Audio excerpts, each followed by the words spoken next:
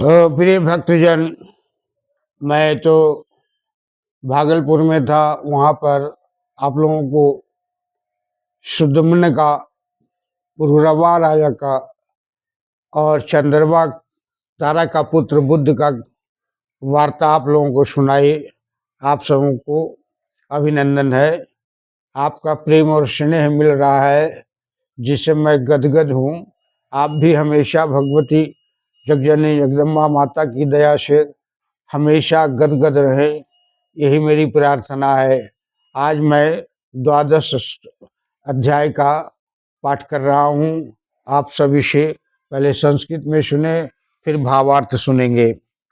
ओम श्रुत्वाच श्रुण्वन्तो दिवं जाते राज्यं चक्रे पुरुरवाः शगुणां रूप स्वरूपस्य प्रजाननरजतवरः परिष्ठाने पूरे रम्भे राज्य सर्वनमस्कृतं चकार सर्वधर्मज्ञयं रक्षा प्रजा रक्षन् तत्परः मंत्र सुगुप्तस्यासित प्रता अभिज्ञता तथा संदेवो उत्साह शक्तिश्च प्रभु शक्तिश्च तथोत्तमनः सामदानादाय सर्वे वशागतस्य भूपति वर्णाश्रमाणांत स्वधर्म अस्थान कुंडराज्यम शशाह यज्ञास्य विविधास्य कृष्य जाया बहु दक्षिणाम दानानिश्य विचित्राणि ददावत् नाराधिपः तस्य गुणैर दौर्यशीले द्रविण्ण विक्रमाणः सुतोर्वशी वशीभूता चक्मित नराधिपम ब्रह्मशापादि विद्यासापंशम लोकमा स्थितः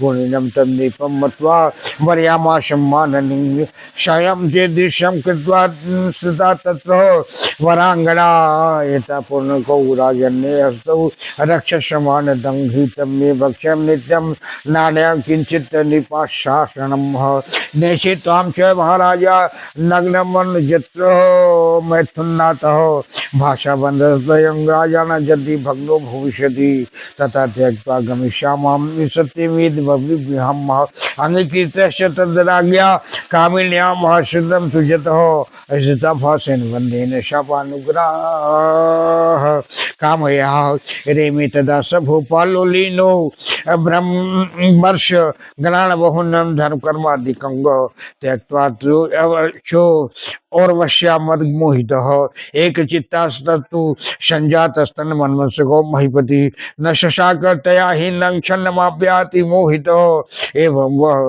वर्ष गणानन्ति तु स्वर्गस्थंगपाक्षण उर्वशीं नागतां दृष्ट्वा गंधर्वाणां देवराटः उर्वशीमानायोध्यं भो गंधर्वा सर्व एव हि हितवोर्णौ वोर्णौ विधातस्य भूपते समय किलः उर्वशी रहितस्थानं मदीयं नाति शोभति येन कोनोपायनं दामानायनत्त कामनिम् कामिनीं कामनिम् एतायुक्तस्ततं गंधर्वा विश्वा वसु पुरोगमः ततो गत्वा महागाढात्मसीं पतिवस्तुपस्थितिः ज्योत्स्नावर्णो देवा रममाणां विलोकयतमः चक्रादन्तुस्तथा तौ हिन्यमान्यो विहसः उर्वशी तदुपकाकर्णीं कथितं श्रुत योनिरिव कुप्तो वाचं राजानां समयोऽयं कृतो मया नास्ताहं तव विश्वासधृतो शौर्यमनुरन्नहु राजन पुत्र समुवेतो तम किंशेषि स्त्रिया शवः हतास्तास्म्यां को नाथिनं नपुंसा वीरमानिनां ऊर्णौ मेघतो चा अद्य सदा प्राणपीयो ममः एवं विलप्यमानां तां दृष्ट्वा राजा विमोहितः नग्न एवं जयोतुर्न पृष्ठतः पृथ्वीपतिः विद्युत प्रकाशितं तत्र गंधर्वनिपीतवेशमनिः नग्नभूतास्तया दृष्टो भूपतिर्गन्तुर्कामयां त्यक्तोरन्यो गता सर्वे गंधर्वापति पार्थिवः नग्नो जग्राह तौ श्रान्तो जगाम स्वगृहं प्रति तदोर्वशीनता तदु उर्वशी गताम दृष्टा विललापत दुखित हो नग्न भिक्षापतिम नारी गता सवर्णिं करदत सदेश देशेषु ब्राह्मण प्रति स्वयं वंजितो वल्लम शोच विनिवशं काम मोहितम भ्रन्नवैय शकलाम पृथ्वी कुरुक्षेत्रे ददशताम दृष्ट्वा सहित वंदनम प्राह सुक्तम निपूतम अहिजायि तिष्ठ तिष्ठ घोरेण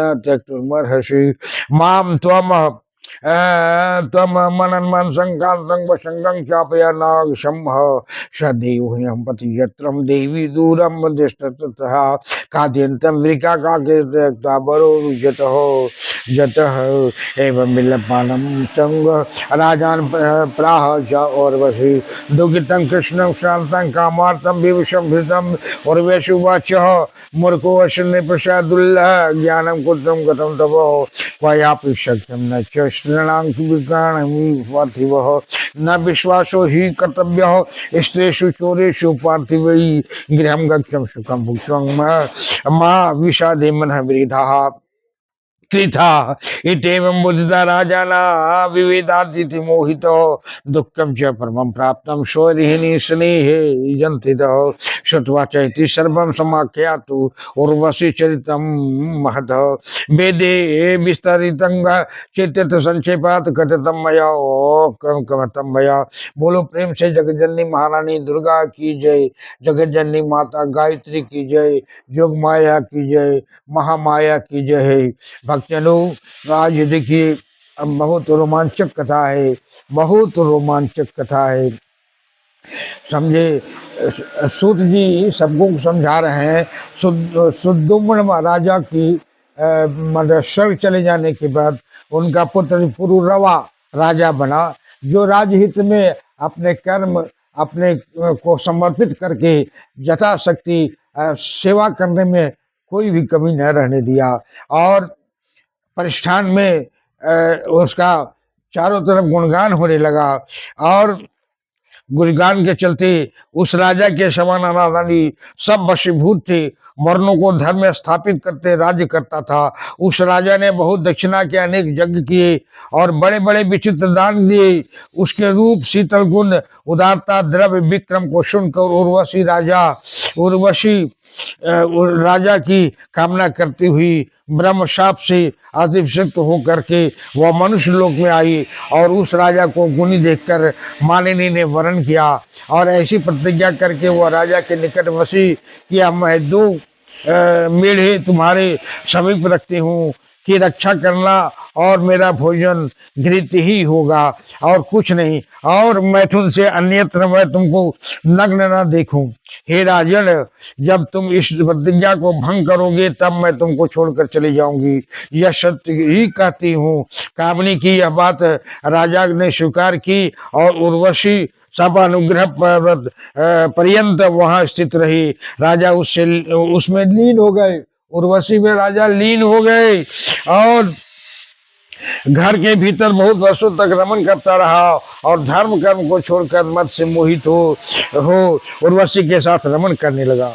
राजा एक चित्त होकर उसमें लवलीन रहा, उसके बिना क्षण मात्र को भी न रह सकता था। इस प्रकार बहुत वर्ष बीतने पर इंद्र उर्वशी को न आया देखकर गंधर्वों से बोली, हे गंधर्वों, इंद्र जी अपने गंधर्वों से बोले कि हे गंधर्वों, अब तुम उर्वशी को लाओ, उसके दोनों मेढ़े जो राजा के यहाँ है हरण करो। उर्वशी के बिना यह हमारा स्थान शोभित नहीं होता है। जिस प्रकार हो सके उस कामनी को यहाँ लाओ, उस कामनी को यहाँ लाओ। यह कहने पर विश्वावसु आदि गंधर्व, विश्वावसु गंधर्व का नाम विश्वावसु है, गंधर्व का नाम विश्वावसु है, वो महा अंधकार उपस्थित होने पर वहां गए और उन दोनों को रमन करता देख उन मेढ़ों को हरण करते हुए तब वे आकाश में हरण होते चिल्लाने लगे। उर्वशी पुत्रों के समान उनका रोना सुनकर क्रोध कर राजा से बोली,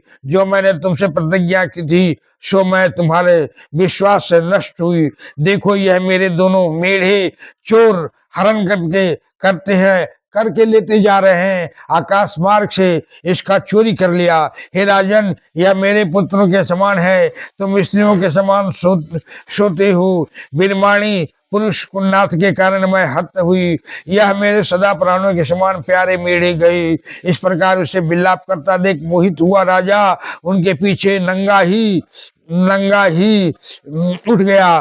तब गंधर्वों ने राजा के मंदिर में बिजली का प्रकाश किया। तब उर्वशी ने राजा को नंगा जाता देखा।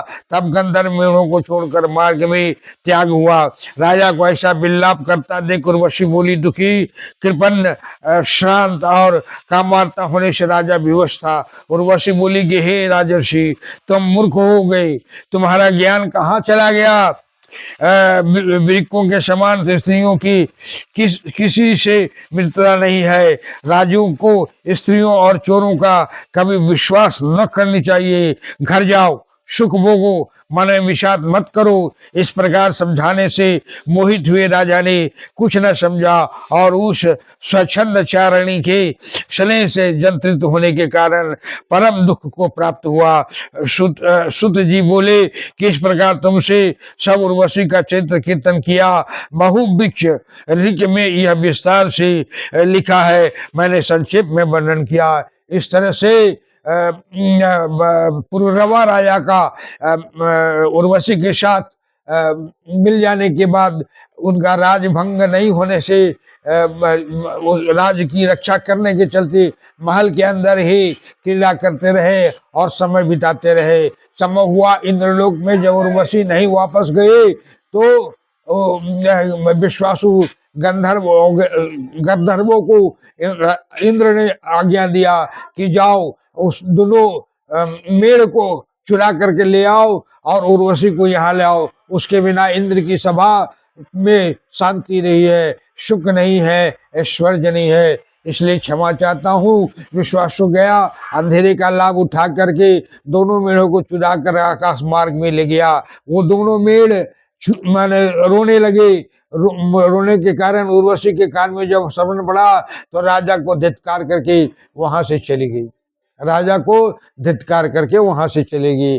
प्रेम से बोलिए आनंदमयी जगत जननी भगवती दुर्गा दुर्गति हानि योग माया महामाया विश्वासु गायत्री माया की जय। अपराध सहस्राणि गृहन्ते हर्निशमया दास्यमिति मामवत्वा क्षमस्व परमेश्वरी। आवाहनम न जानामि विसर्जनम पूजां चैव न जानामि क्षम्यतां परमेश्वरी। मंत्रहीनम क्रियाहीनम भक्तिहीनम सुरेश्वरी। जत पूजितं मया देवी परिपूर्णं तदस्तु मे। अपराध सत्तं कृत्वा जगदम्बेति जो शरेद याज्ञति समापनोति न तांग ब्रह्मादयसुराः।